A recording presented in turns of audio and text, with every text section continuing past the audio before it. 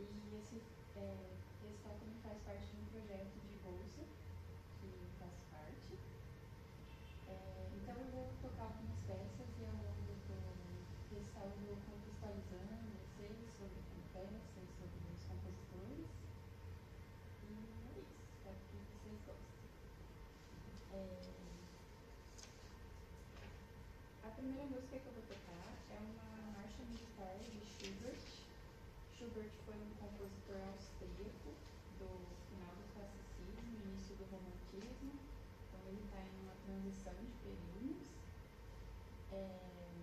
E essa marcha ela foi composta quando ele estava em viagem para a Hungria. Ele foi para dar aulas para a filha do conde Johann Paul entre 1818 e 1824. E ele precisava de peças para ensinar essas alunas, né? E aí ele compôs 3 marchas para fins de instrução. E eu vou tocar a primeira delas, é o Opus 51, número 1. Ela tem um caráter bem alegre, assim, como característico de marcha, né? Que a gente tem um ritmo bem presente. E no final tem um trio que fica mais delicado, mais dançante, assim, e depois a gente retoma a marcha de novo. E essa é uma peça a 4 mãos, então eu vou convidar a minha amiga Lorena Matheus para tocar aqui.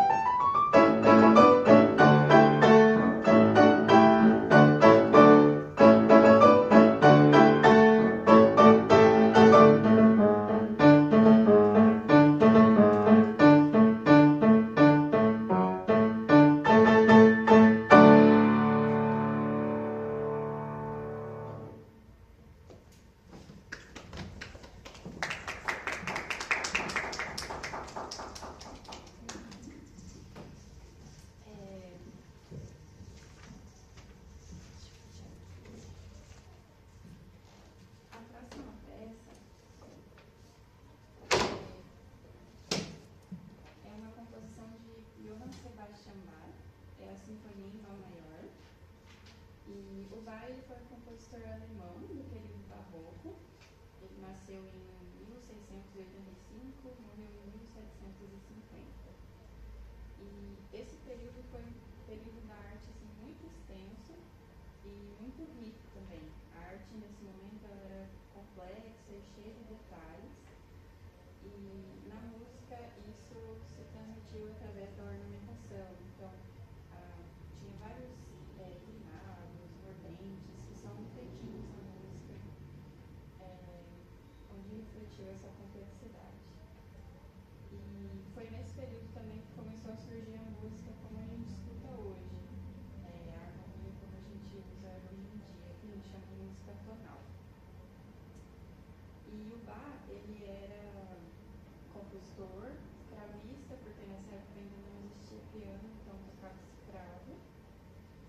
E ele também era professor e ele escreveu um livrinho contendo 30 músicas, eram 15 invenções, 15 sinfonias, com um intuito didático, para ensinar seus alunos a tocarem um determinado estilo de música. E essa sinfonia em Dó maior está contida nesse livro, é a primeira. E é uma sinfonia a 3 vozes. Então isso significa que é como se tivesse 3 pessoas cantando ao mesmo tempo, melodias diferentes e independentes também. E aí elas vão se conversando entre si durante a música. Então, na sinfonia número 1 vai ter um soprano, que é a voz mais aguda, depois tem o contralto e tem o baixo, que é a voz mais grave. E ele vai apresentar um tema, primeiro na voz do soprano, depois na voz do meio e por último o mesmo tema na voz de baixo, e aí a música vai se desenvolvendo. Como era uma peça didática, ela é bem curtinha, bem rapidinha, mas tem bastante detalhes.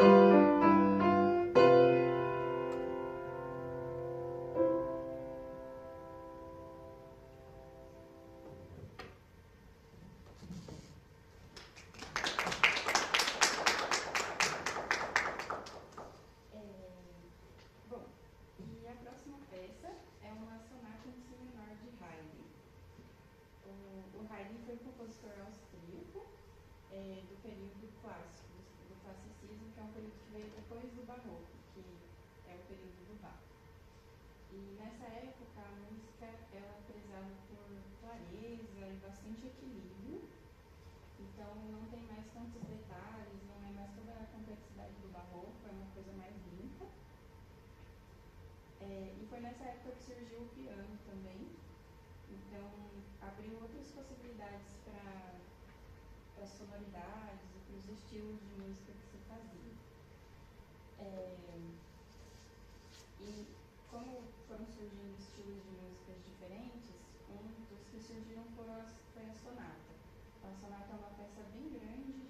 tem 3 a 4 movimentos.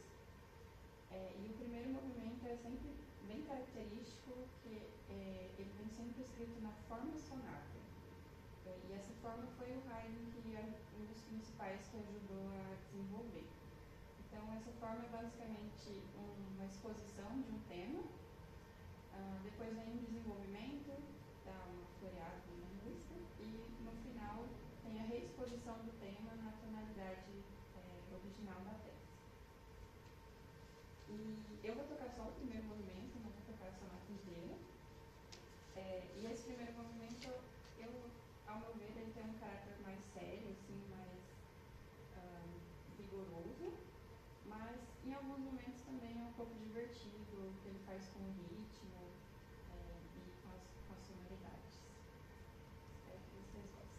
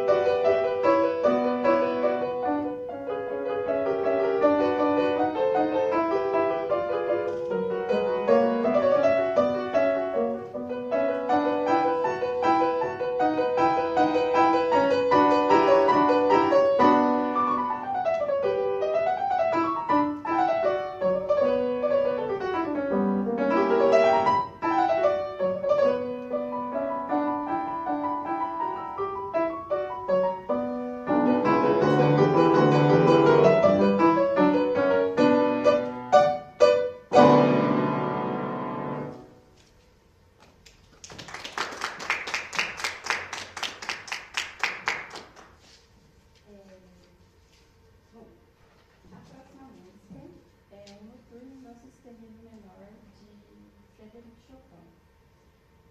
O Chopin foi um compositor polonês do período romântico, que é um período posterior ao classicismo que foi selecionado. Então, nessa época, também quebrou os padrões assim, que veio do período anterior. Então, eles valorizavam muito a emoção intensa, o individualismo, e não tinha mais esse culto à formalidade, à clareza, né? Uma coisa mais livre. E o Chopin, ele foi um dos compositores que melhor escreveu para piano. Então, das obras de Chopin, a gente consegue tirar o máximo do instrumento, o máximo potencial do instrumento, de sonoridade, fraseado e musicalidade. E foi ele quem popularizou os noturnos. Então, os noturnos foram inventados por John Field, não lembro certo se foi na Inglaterra ou na Irlanda, mas já existia esse tipo de música e o Chopin começou a escrever noturnos e se tornou popular através dele. E o noturno é uma peça que evoca a noite ou que tem essa atmosfera noturna, então é uma música mais misteriosa e um pouco dolorida também, intensa. Esse noturno específico, do Dó sustenido menor, ele dedicou a sua irmã mais velha, a Ludwika Chopin, e com a seguinte declaração: a minha irmã Ludwika, como um exercício antes de começar o estudo do meu segundo concerto. Então, os compositores nessa época eles tinham o hábito de escrever peças menores para treinar para escrever uma peça maior. E foi basicamente isso que aconteceu com esse noturno. E tanto é que ele não foi publicado quando Chopin era vivo, ele só escreveu como um exercício e guardou.